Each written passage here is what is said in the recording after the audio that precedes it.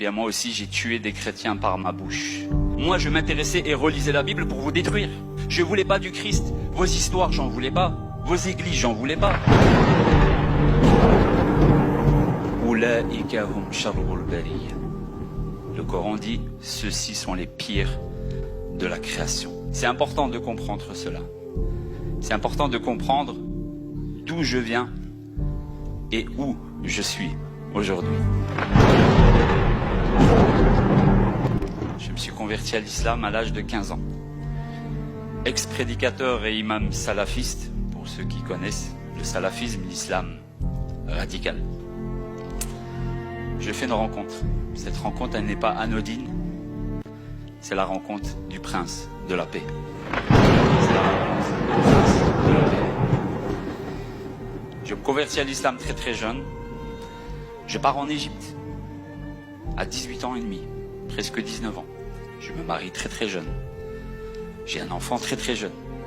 Je perds pas de temps. Et je postule à l'université islamique de Médine, fil Jami'at al-Islamiyya bil Madinati an-Nabawiyya. L'université islamique de Médine est l'université la plus connue, reconnue à l'international dans les sciences islamiques. C'est le summum. C'est la ville dans laquelle supposément Mohammed est enterré. Les musulmans rêvent d'aller à la Mecque. Les musulmans rêvent d'aller à Médine. Moi, j'y habite. Dieu me donne cette faveur pour qu'aujourd'hui, je puisse me tenir devant vous et vous dire ce qu'il en est véritablement. Je fais mes études. J'ai un niveau d'arabe accru. Et je finis par devenir Hafid al-Qur'an. Qui signifie littéralement quelqu'un ayant mémorisé totalement le Coran. Donc je suis un Coran sur pattes. Inch'Allah, je deviendrai une Bible sur pattes. J'ai eu comme voisin un homme dénommé Suleiman Ar-Ruhaili, cheikh, le savant, l'éminent, qui est très très connu dans les réseaux sociaux, très très connu au Moyen-Orient. Eh bien, c'était mon voisin. Je me suis abreuvé de lui pendant moult années, pendant des années et des années et des années.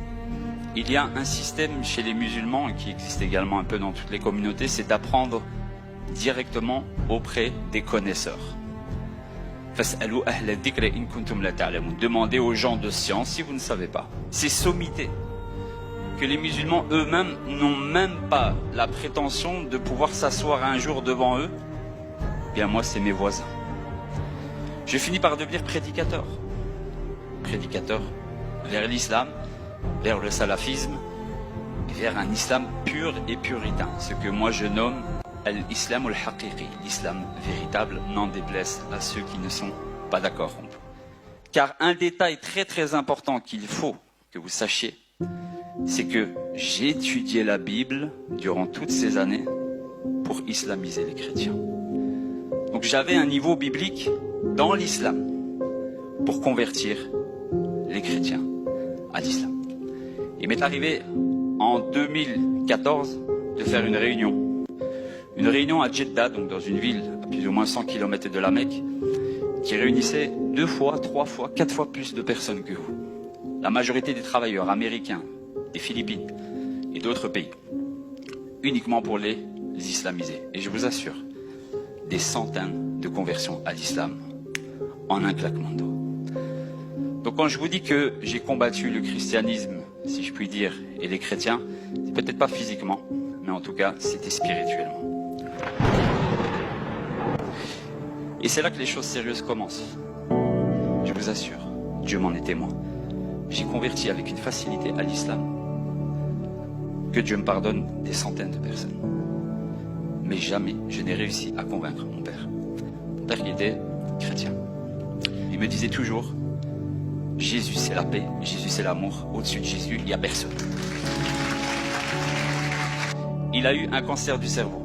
Je vous assure qu'il était impossible pour moi de le convertir. À partir de là, je lis mon livre, j'insiste, même si c'est pas moi l'auteur direct, pour moi c'est mon livre. Et mon livre me met des doutes. Mon propre livre me met des doutes. Il m'arrive ce qui arrive dans l'évangile de Luc chapitre 24, versets 40 à 48, verset 45 plus précisément. le Seigneur leur ouvre leur intelligence spirituelle afin qu'ils comprennent les Écritures. Il n'y a aucune divergence. L'histoire prouve que Jésus est mort. Les croyants et le comportement des premiers apôtres prouvent également qu'il est ressuscité. Donc qui dit résurrection dit forcément mort. Ça va de soi. Et l'islam dit non, il n'est ni mort ni tué. 6 siècles après, ok d'accord, le nom. On remet en cause un fait, le nom. Il n'y a aucun nom. Et quand vous rentrez dans ce livre, on ne sait pas si c'est Judas, on ne sait pas si c'est Pierre, on ne sait pas si c'est un tel. Et le Coran se permet de dire, et ceux qui ont divergé sont dans un doute évident. Mais c'est toi qui es dans le doute au fait. Parce que tous les chrétiens savent que Jésus est mort et ressuscité. Et donc là, j'ai commencé à me poser des questions. Je me suis dit, ouh là là là là, le sujet de la crucifixion, de la croix, il cache quelque chose. Et ce verset de la Bible que je connaissais par cœur retentissait dans ma tête. La parole de la croix est pour ceux qui périssent une folie. C'est un truc de fou. Vous vous imaginez Dieu. Quand tu es dans l'islam, tu vois Dieu comme étant Al-Mutakabbir, l'orgueilleux. Mais là, Dieu devient humble. Or, l'humilité naît de l'amour. Et Dieu est amour. Vous savez, nous, des fois, quand on a de l'argent et autres, on a des comportements qui sont bien, mais qui ne sont pas à la hauteur. Tu as de l'argent, limite, tu dis à quelqu'un, tiens, prends l'argent, va lui donner à lui. Tu veux quoi? Tu mets ta carte, etc. Le Seigneur, lui, il s'est mis dans la condition de ceux qui étaient pauvres. Et c'est un truc de fou. C'est dur à accepter. Toi, tu es là, tu dis Allahu Akbar. Allah est le plus grand. Allah est le Mutakabbir. Il est l'orgueilleux. Tu te dis non, il va pas se mettre dans un être humain, manger, boire, et si ça. Mais si, il va le faire. Et mais pourquoi il va le faire? Par amour. Uniquement par amour. Et donc pendant 8 mois, je pleure à chaudes larmes. Et je dis, Ya Allah, oh Dieu, si tu vois que je vais devenir chrétien, en plus, le pire c'est qu'il le voyait en plus. Hein, là maintenant je m'adresse à lui, et tu le voyais en plus. Hein. Comme quoi il répond à nos prières, donc si sa volonté est faite. Heureusement, parce que je lui demandais, tue-moi, prends-moi ma vie maintenant si tu sens que je vais devenir chrétien. Je voulais pas du Christ, vos histoires j'en voulais pas, vos églises j'en voulais pas.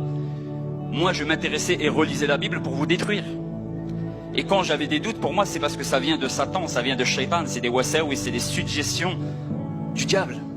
Je me disais non, cette histoire-là de Bible, il n'y a pas de souci. Je mets ça de côté.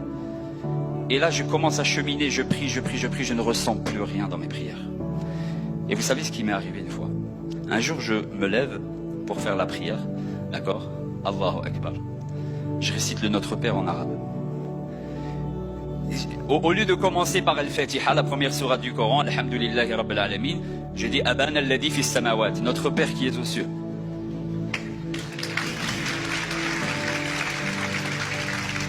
Et là, je vous assure que je me mets une claque dans la prière. Je me mets une claque, je dis mais qu'est-ce que tu es en train de faire? Est-ce que tu fais le fou là vraiment?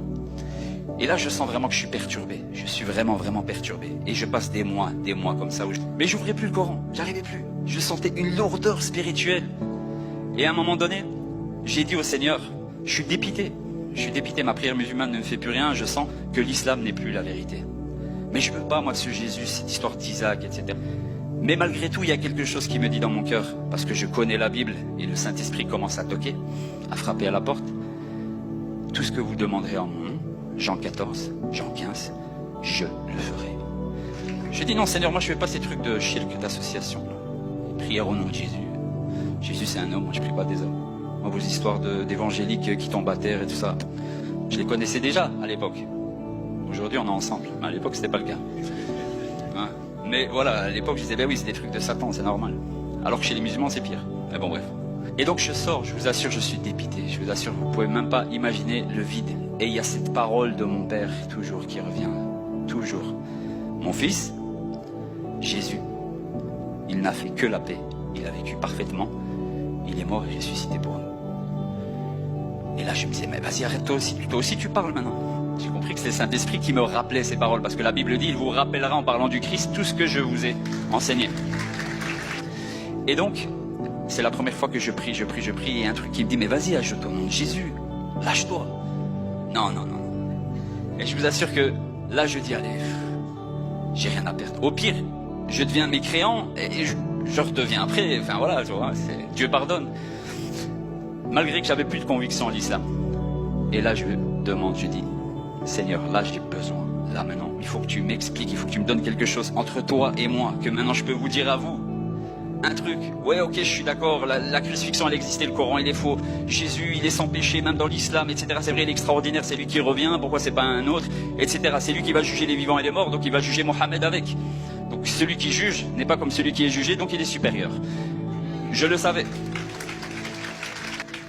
Et à la fin je dis, au nom, Bismi Yassoua al-Mesih al-Nasiri, au nom de Jésus-Christ de Nazareth, je vous assure. Je vous ai dit, je suis pas comme ça. Je sens une chaleur, une puissance, quelque chose qui m'accable. Mais vous voyez, quand quelqu'un vous étouffe, normalement, t'as envie de le frapper, quoi. Mais là, ça m'étouffait, mais on dirait que ça étouffait le mal qu'il y avait en moi. Je me sentais libéré dans l'étouffement. Ah oui, je vous ai dit, la croix, c'est une folie, on l'a dit.